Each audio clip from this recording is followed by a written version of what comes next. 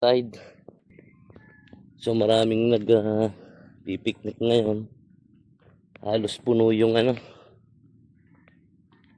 cottage. Yung iba nag-uuwian na. Siguro kahapon pa sila.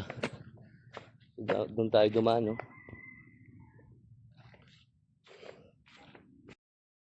So after tindahan yung masukal na daan, so may portion naman dito na nilinis nila, tinaniman, binakuran.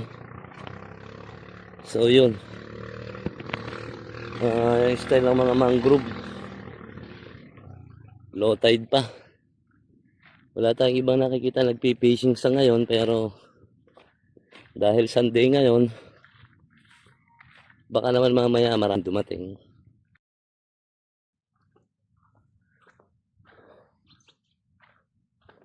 So low tide pa, oh. Masyado pang mababa yung tubig.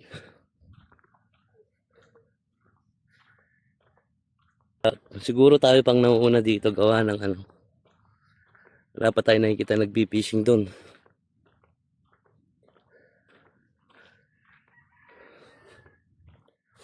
Tingnan din natin.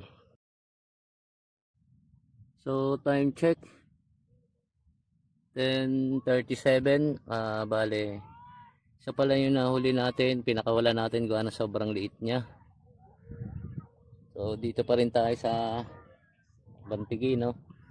Nag-bait and wait muna tayo ngayon kasi wala pa naman tayo nakikitang kawan ng mga isda. Okay naman yung ngayon, yung panahon, pero madalang lang talaga yung mga isda sa ngayon. So yung mga gustong mamingwit sa Bantigi, kailangan habaan nyo pa yung pasensya nyo, ha?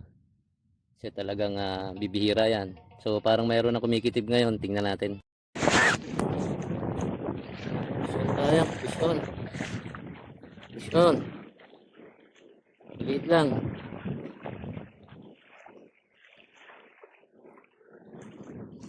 Ayan.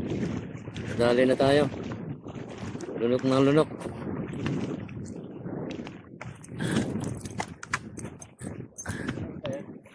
One